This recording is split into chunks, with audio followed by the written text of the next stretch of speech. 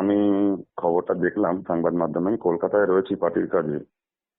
তো আমি দেখলাম কালকে কোনো একটা সংবাদ মাধ্যমে দেখাচ্ছিল যে আমাদের 26 নম্বর ওয়ার্ডে কিছু মহিলা অন্নপূর্ণা ভান্ডার পায়নি বলে সেই নিয়ে বিক্ষোভ দেখাচ্ছিলেন। তো দেখুন, সরকার হচ্ছে এখন সবে 100 দিন, হয়তো কিছুদিন হয়েছে 100 দিন পার করে।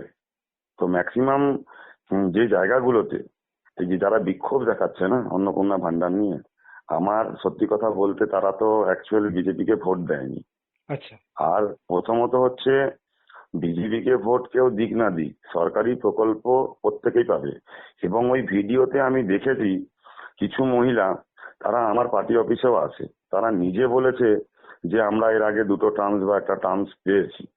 তো কথা হচ্ছে সরকারি প্রকল্প আমাদের সরকার যেটাতে প্রতিজ্ঞাবদ্ধ, প্রতিশ্রুতি যেগুলো দিয়েছে সেগুলোতে প্রতিজ্ঞাবদ্ধ, প্রত্যেকেই পাবেন।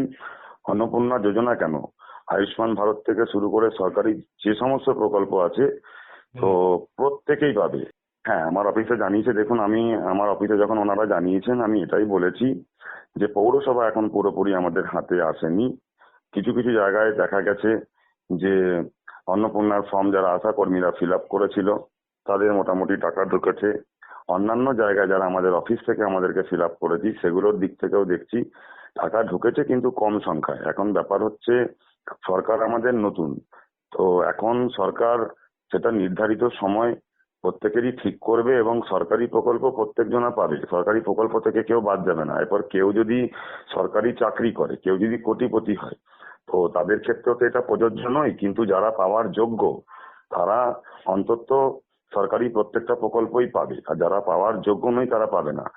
আজ যখন 15 বছর তৃণমূল সরকারে ছিল, তো 15 বছরে মানুষের আজকে কোনো রকম আওয়াজ বেরোয়নি, মানুষ তখন প্রতিবাদ করেনি। আজকে প্রত্যেকের মানুষের গলায় হচ্ছে প্রতিবাদ রয়েছে। রাস্তা হয়নি, ঘাট হয়নি, কেউ বলছে সরকারি প্রকল্প পাচ্ছি না। তো আমার কথা হচ্ছে সরকার আমাদের এখন সবে এসছে।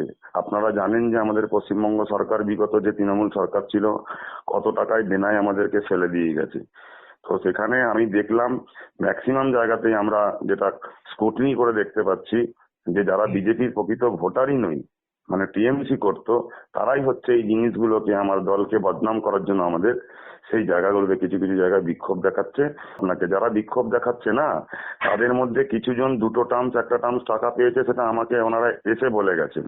তো সেখানে তাদের সরকারের প্রতি প্রতিজ্ঞাবদ্ধ এবং ভরসা রাখতে হবে যে আমার যখন একবার টাকা এসছে তখন আমি, দেখুন আমি আজকে 11 বছর বিজেপি পার্টিতে একজন কর্মী হিসাবে, সৈনিক হিসাবে বলতে পারেন রয়েছি, কিন্তু আমি বলতে পারি আমার ওয়াইফের এখন অবধি টাকা ঢোকেনি। তা বলে কি আমি সরকারকে বদনাম করব? আমাদের সরকার নতুন, আমাদের একটাই কথা যে প্রত্যেকেই সরকারি প্রকল্প পাবে, কিন্তু তৃণমূল সরকারের মতো নেই যে কোনো নেতার বউ কিংবা হচ্ছে নেতার আত্মীয় বলে চমকে ধমকে দিয়ে ভুলভাল সই করিয়ে টাকা নিয়ে নেবে। তো সেটা এই সরকারে সম্ভব নয়। এখন বাছাই ঝাড়াই চলছে। এমন এমন লোক আছে তৃণমূলের সরকারে যাদের 3 তলা বাড়ি, সরকারি চাকরি, বর প্রফেসর, বর ডাক্তার, তারাও হচ্ছে অন্নপূর্ণা লক্ষ্মী ভান্ডার যোজনা পেত। কিন্তু আমাদের সরকারে হচ্ছে অন্নপূর্ণা যোজনা হচ্ছে মানুষের যাদের প্রয়োজন তাদেরকেই দেওয়া হবে। তো সেগুলোকে একটু স্ক্রুটনি করা, দেখা, সেগুলোকে যাচাই করতে তো সময় লাগে। তো সেগুলো চলছে, সরকারি প্রসেস সরকারের মতো চলবে এবং প্রত্যেকেই সরকারি প্রকল্প পাবে, এইটুকু আমরা প্রতিজ্ঞাবদ্ধ। এবং আমি যেহেতু ওই ওয়ার্ড থেকে নেতৃত্ব দিচ্ছি, আমি দেখব সেই জিনিসগুলো। আমি এখন কলকাতায় আছি, আমি নিশ্চয়ই তাদের সাথে গিয়ে দেখা করব, তাদের অভাব অভিযোগ শুনবো, কি সমস্যা আছে। এবং কিছু কিছু লোক, যে কিছু কিছু মাইনরিটি এলাকাতে কিভাবে ক্যান্সেল হয়েছে, এক একটা ব্যক্তির 3টে করে নাম, ঠিক আছে, 3টে করে নাম বলতে 3টে করে পদবি, 3টে করে নাম, আগে শেখ, পরে এমডি, শেখ এই তারপর এমডি, সেই জায়গাগুলোতে একটু সমস্যা হচ্ছে। এবং কিছু কিছু মহিলার আমাদের যেগুলো হিন্দুদের রয়েছে, তাদের আবার দেখা গেল হয়তো নিজের নাম, বাবার নাম, নিজের নাম, তার বাবার নাম, মানে বাবার বাড়ির টাইটেল এবং তার হচ্ছে হাজবেন্ডের নাম। তো ওই জায়গাগুলোতে কিছু কিছু জায়গায় গন্ডগোল হচ্ছে।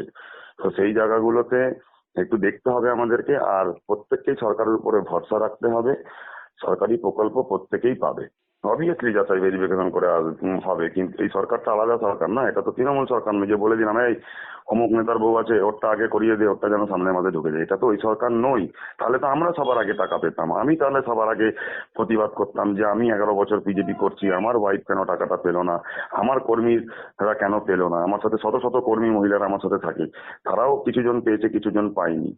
ঠিক আছে, তো এটাই বলবো সাধারণ মানুষকে সরকারের উপরে ভরসা রাখতে, এবং প্রত্যেকেই সরকারি প্রকল্প পাবে, কেউ বাদ যাবে না যারা যোগ্য পাওয়ার। হ্যাঁ, আমি কালকেই ফিরবো, আমি পার্টির কাছে কলকাতায় আছি, কালকে ফিরে যেখানে যারা আর কি বিক্ষোভ দেখাচ্ছিল যে পায়নি, আমি তাদের সাথে গিয়ে দেখা করব, কথা বলবো। তারা হয়তো একদমই পায়নি, বা কিছু লোক হয়তো 2 মাস পেয়েছে, 1 মাস পেয়েছে, এখন পায়নি। কি সমস্যা হচ্ছে, ব্যাংকিং অ্যাকাউন্টে কোনো সমস্যা হচ্ছে কিনা, ডকুমেন্টালি কোনো প্রবলেম হচ্ছে কিনা, সেগুলোকে আমাদেরকে খতিয়ে দেখতে হবে। অবশ্যই আমরা মানুষের দরজায় দরজায় ভোট চেয়েছি এবং ভোট পেয়েছি, মানুষ ঢেলে ভোট দিয়েছে।